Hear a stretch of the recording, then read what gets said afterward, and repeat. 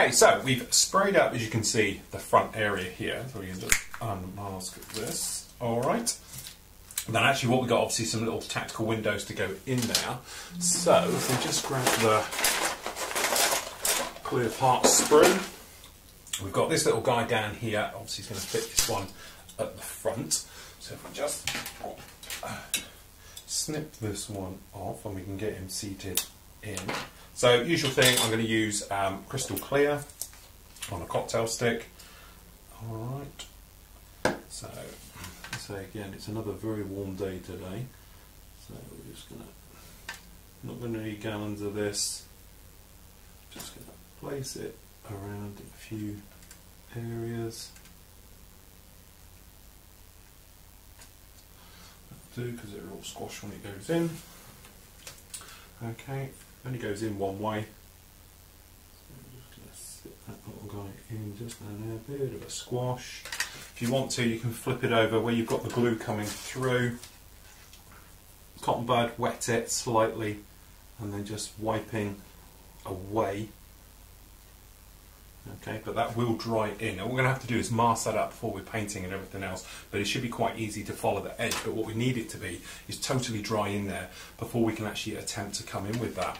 Now, what we've actually got here, exactly the same. To be honest, it's really wet because I've only just done it because I forgot to do it. But what we've actually done, we've done the targeting ball, which is obviously rotated up out of the way. Okay, but what's going to happen is this little guy is going to fit right the way over this entire section, something like that. Okay, now as I say, it's still a little bit wet, so what we'll do is grab our glue and we're just going to seal this guy in. So capillary action job, so we're just going to tap and let the capillary action do all the work. So we're just going to tap it on these areas, okay, and let it zip round and do its stuff.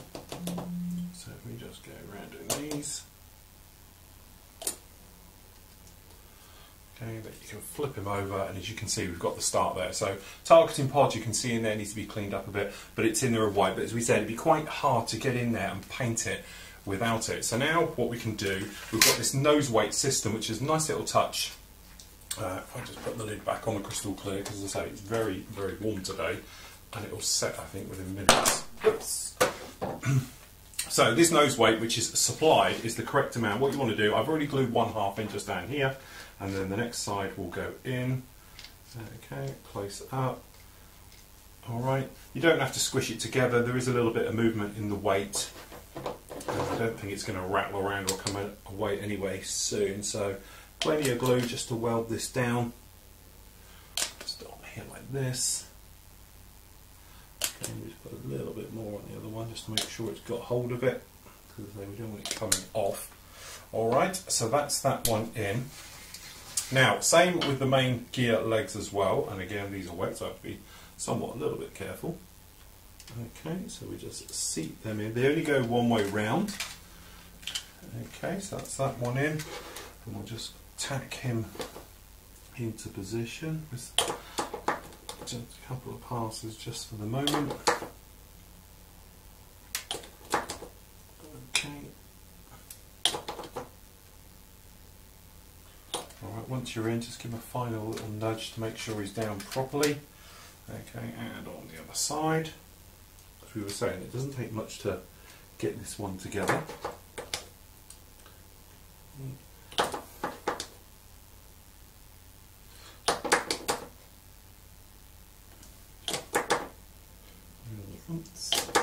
What I'll do is, before we seal this up, I'm going to go around and do it all again as well, around all of these, just to make sure they're all down there nicely.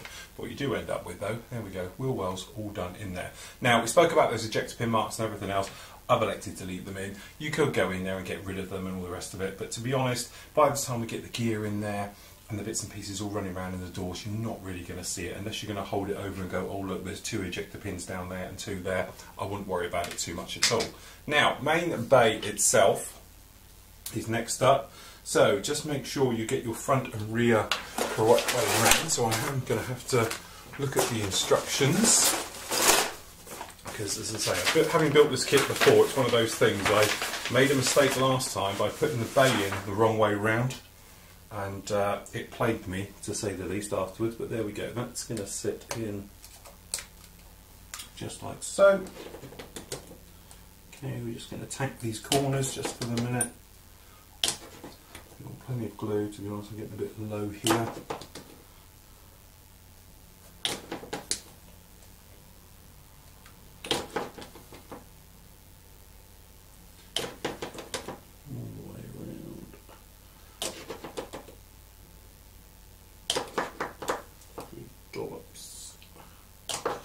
Tabs.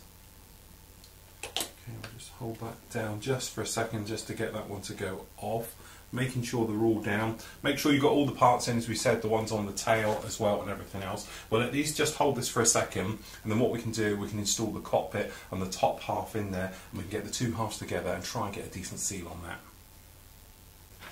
Okay, so one little thing just forgot to show you just there is down in here you've got this little strut which is part of the undercarriage down here. Now I forgot to actually show putting that in, okay, so I actually put the two halves together with you guys, suddenly saw it after filming, whipped it open and put it in, stuck it down, but it's important because that little bar down there with a black bit on there won't go in unless has to go in first before you put it down, because I've done it in the past where you just snip the middle, put it down each side and push it apart, but I thought I might as well do it properly. So that is all together now. Over on the other side, just move that one out of the way. We've installed the glass onto the front, and we've put the ball turret just in there as well, the little rangefinder on there, okay, and we've sprayed the top part of the cockpit up here in this area. You might be seeing it's slightly flatter black than the rest of it. That's because we've actually done it NATO black to give us that sort of contrast colour. So what we can do now is very straightforward. We've got the cockpit section just here. That's just going to come along and install straight in here. It should be a straightforward fit. We've got the cockpit at the right angle.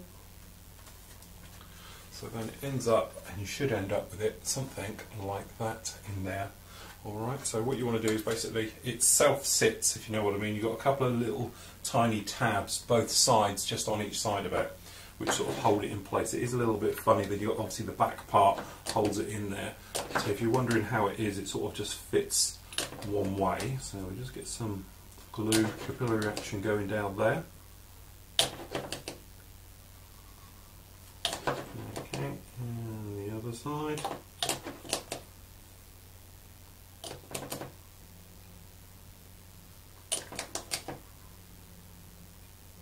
Just around the back, give it a small little bit of a nudge. Okay, oh, just what you don't want to happen. Get the glue to bite. Little secret, if you don't want that to happen with liquid glues, if you get hold of them right and you just give them a wiggle slightly up and down, what happens is it melts obviously the top parts of the glues between the two being weld action, and you pull them together and they sort of grind into each other and bite. So in theory now it won't come out because you obviously you give it a little bit of a wiggle, but if you're ever trying to get liquid glues to go off quite quickly, just rub them together and they'll be fine. So there we go, that's the cockpit all in there now, looking quite menacing, and all the parts, so yeah, really looking the part there. So before I'm going to put both halves together, because I want these to make sure this is totally dry, okay, it's going to be a little bit fiddly to go around and get us a good seam on that. What I'm going to do is place them over there on their backs, and we can take care of some other jobs as we do this.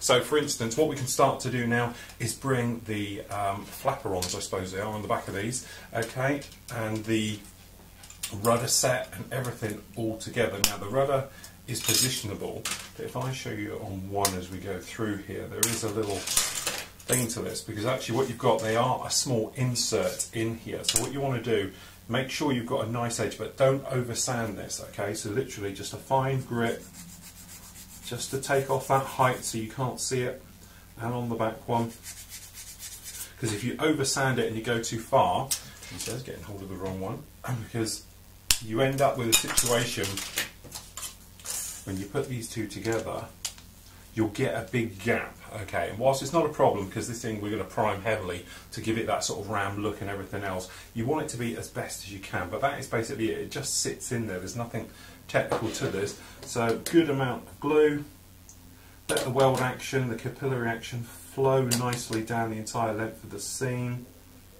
Okay, because this seam we need to go, because in reality it doesn't have one.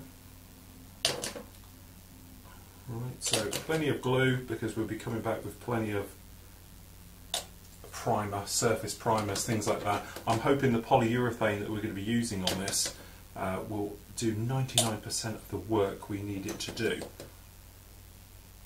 Okay, so plenty of glue is a must.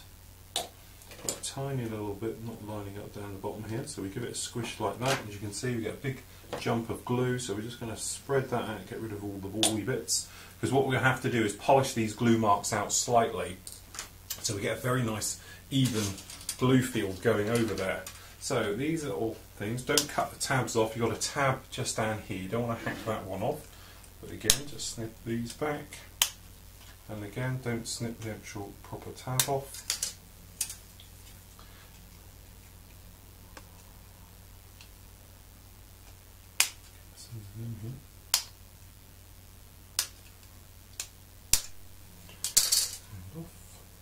As I say, you might notice I cut very close to the plastic. I know I did have a gentleman message me and says, you cut far too close, you know you stress the plastic and everything else. If you notice when I cut these, I only use the tips of the scissors. So it's not like I'm hacking through and crushing the plastic, but you are right technically, because obviously what happens is if you were doing it on a clear part, for instance, and you cut too close, when you cut it you can crush and shatter the clear part, and then that way you can see sort of fractures in the plastic. So I do know what you're getting at, but my scissors I have trust with. It's not like I'm using snips, and snips sometimes they can cause no end of problems. So if we just do this one here, okay, up and on this one, those will be fine. Then again, these very simple, two halves together. Because it's flat, I'll glue from the top. We've got a gap down this end, and all we do is just pinch together. A bit of a squish. So we don't have to worry about this bit too much because this is our join section. Do the ends. They're going to be noticeable because we're going to have them dropped slightly down. And then the underside, as I always say, we just hold it like this, okay, and then come up from the bottom. Let the capillary action flow from the top.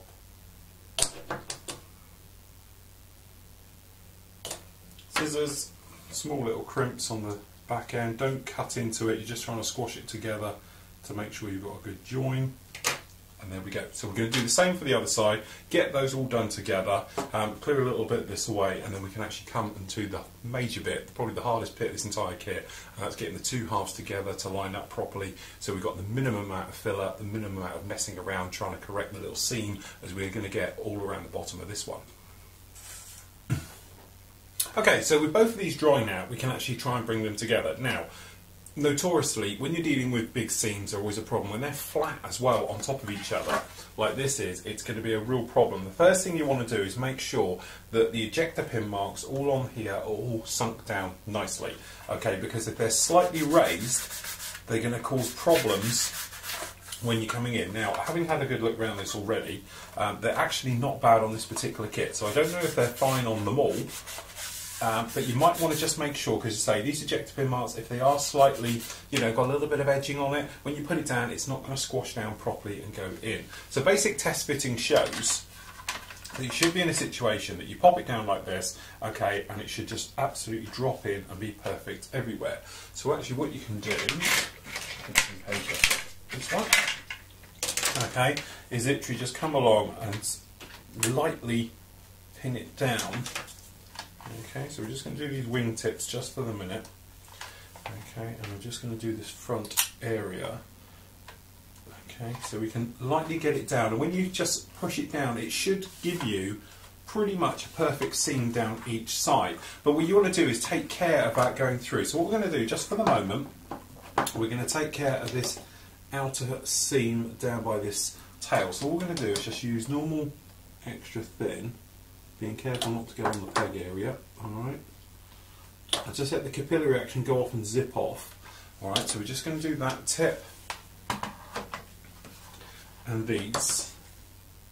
because to be honest they look pretty good. Alright, so by gluing these and getting a fix in place, we know they're good, we can move on. The problem areas you're going to get with this one, to be honest, is down here at the back. This tends to be where it gets a little bit, you know, edgy and can be a bit of a problem. In the past, to be honest, I've either found that this has gone perfect with no problem at all and just falls down like a dream, or you'll have a little bit of an error, but it could be those ejector pin marks. So you get one that's a little bit raised and it will just plague you all the way through. So what we're going to do now is just going to come along and we're just going to run some extra thin right down this seam because it's looking very good in this area. Okay, and again we're just going to put a peg just to hold on. Now you don't want a peg that's crushing down, because the thing is, if you place it in the middle in this bar area here, what it's going to do is pull up at the edges because it's got the weight pushing down. So just a little one down there.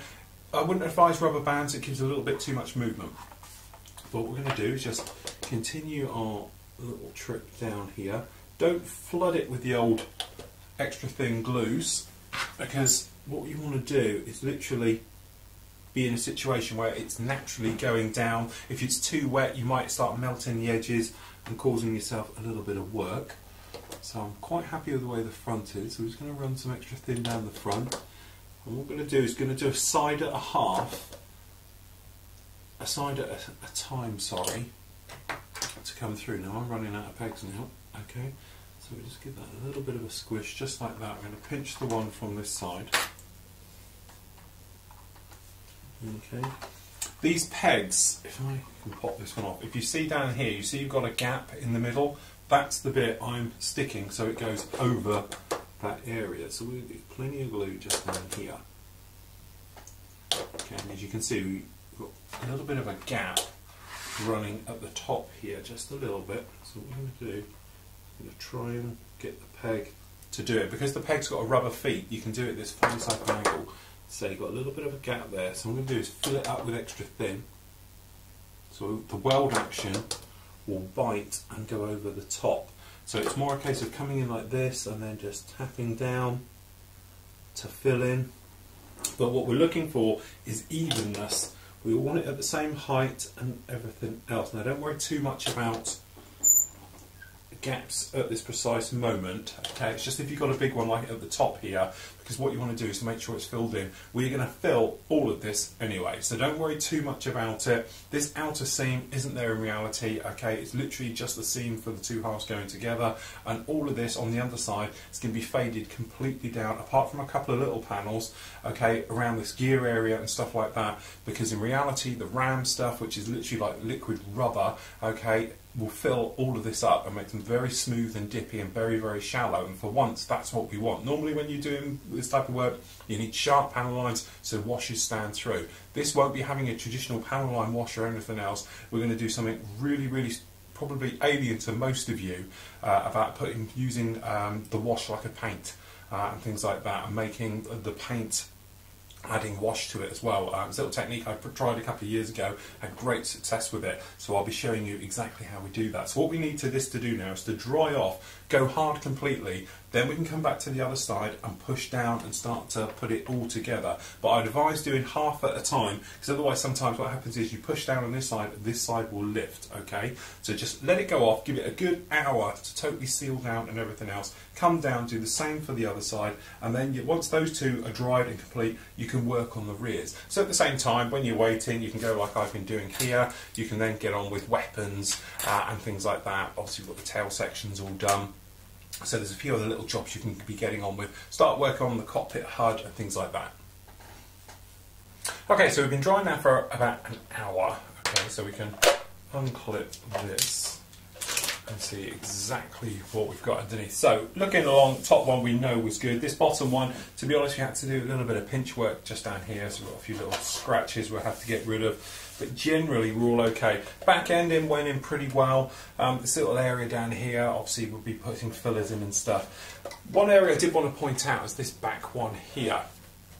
And it's worth having a look. As you can see, got some quite nasty gap in there. We are going to obliterate this with filler anyway to really soften it up. We've spoken about it a lot and we'll move through. The only thing is I think that is a little bit too much. To be honest, that's where the parachute system comes from and it all pops out the back, but that's quite nasty little gap. So what we're going to try and do is just going to grab some surface primer here. Okay, and what we're going to do, it's a good old mix up because it's separated quite a bit. So again, this stuff tends to separate a little bit like everything else. So what I'm going to do is my newfound thing, we're still going to stick a nut in this as well. Say stainless steel nuts into Vallejo stuff, works brilliant. Okay, so that goods. And that'll really get it going. Now, the polyurethane filler isn't your normal standard fillers. If you watch the news shows and everything else, you would have seen we did a big thing on this and explained all about it. In a nutshell, imagine this more like latex. It goes down and it makes a great surface for spraying onto. Two things you have to do. If you're airbrushing it, put it on very, very thin to start with and build up with your second coat. Don't try and go in heavy with it to start with. It doesn't stick particularly well. But what it does do is cover gaps extremely well. It's got a great gap filling capability. So something down here at the back, like we want to take care of here, this should work really, really well for it. So to be honest, it's polyurethane, it's not nice stuff, so use your old cheap brushes for this. Okay, so we just picked up a little bit on a brush, and what we're going to do is just feed this around and down into the recess that is the panel line. Now, users of this stuff will know it doesn't fill particularly well certain gaps, okay? Because it does tend to flow, if I can get it to sit, it does tend to flow and sort of self-level. So if you've got a situation like here, like it's on a slope, it all pulls down the bottom, okay? Because it's quite thin. It's airbrushable, that's the trouble. It's not like using something like, you know, we got down here, liquid putties, Mr. Surfacers and things like that. This stuff is a lot more wet, so it will go down to the lowest point. The other thing as well, don't try and sand it for at least 24 hours. This stuff does not sand whatsoever. Okay, so and because it's latex as well, it's more like a rubber going down. Give it 24 hours to totally go off, and then you can sand it. If you try and sand it before then, all that happens is it rolls up on itself and it pulls out a bit like PVA glue. Okay, but doing something like this, it will fill those areas, take care of those, no problem. So if you have got any slightly bigger gaps than perhaps you was hoping for, this is what you want to do. It will get a skin within about 20 minutes. And you'll be handleable within sort of, you know, half an hour, no problem. But you can't sand it or anything for 24 hours, which in some ways for technically a primer isn't a lot of good. And it's my one bugbear with a particular product, because technically if you pop it down, you should be able to get on with it, sand it down, put the next coat on, sand it until you've got a situation. This you can't with. It's a little bit of a problem. But anyway, make sure you clean your brush out as well straight away after using this stuff, again, because it's polyurethane. If it dries, it sets like rubber and isn't very nice at all. So same thing with your airbrush. As soon as you finish using it, straight in with your acrylic airbrush cleaner, get it out. Otherwise you'll end up with, do that way as well, you end up with it like rubber in your airbrush and stuff. So, but anyway, hand painted that on. As you can see, it's down there now, and already it's very, very thick and gloopy, so we're just running it down to the top end. Doesn't take long at all to go down there. So anyway, that's those bits totally done. What I've done as well at the rear section, we've put on, these are going to be the ones that go onto the tail just down here. Now at the top you've got these little barbs on the actual back. I don't know how well you can see these of these. What you want to do, if you're like me, is nick these off. Now the reason for me doing this is so I can slip, let me just take the edges off. You can slip these then down into this, and obviously this is what makes your control surface all movable, okay? And what we're going to do is, when this thing powers down, the entire tail's actually rotate. They rotate down to the lowest point with the hydraulic pressure bleeds off of the actual system.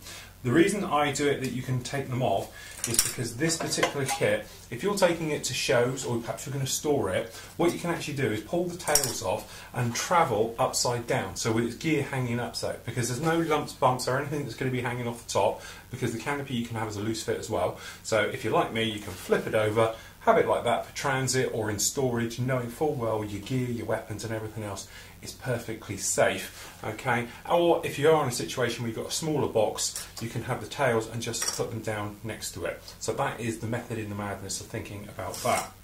Same time as doing all of these, what we can actually do is put these grills in on the front. Now they go with the largest part down the bottom, and as you can see they fit in there pretty well. So he says, just looking for the glue. We're going to do those now. Okay, and the reason for doing them now is so you get a nice seam down the bottom. Okay, again, plenty of glue. Don't be frightened of the glue on this one. Extra thin, and then just, if you've got too much like there, just brush it around. Obviously you've got the black paint, is what you can see rolling up a little bit there. Okay, that's that side.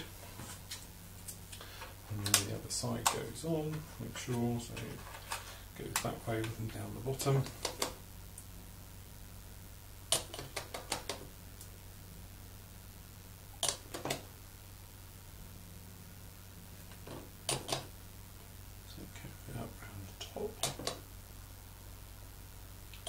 Get in there, give it a bit of a nudge. Okay, if you get bubbles come out, just brush off any areas afterwards. But there we go, that tends to be our actual shape now of our stealth. Really, really nice. So what we want to do now, let this area dry totally off at the back so we can sand it. If you've got any larger gaps, perhaps you've got some gaps, you know, we know we're pretty much good on here, but if you've got any large gaps, do the same thing as we did with your filler down there, or if you're using normal filler or liquids, just do them now to get rid of it. What we can do then, let this one dry, we're going to mask up the clear part, so we've got the front one and the underside one as well. Get them masked up. Mask up this canopy area so we're all nice and safe and everything else like that. We can get the air-to-area fueling probe area fitted in, put properly in there as well. Okay, and we're happy with that. And then what we're going to do is go around, clean up these parts. You might be able to see we've got little glue marks on these. Okay, clear those all up, make sure we're all happy, make sure all these are joined, and then what we can actually do, get it masked in and get this into primer. As I said, we're going to use polyurethane and go right the way over this one. But that's a different story and we'll get to that in the next part.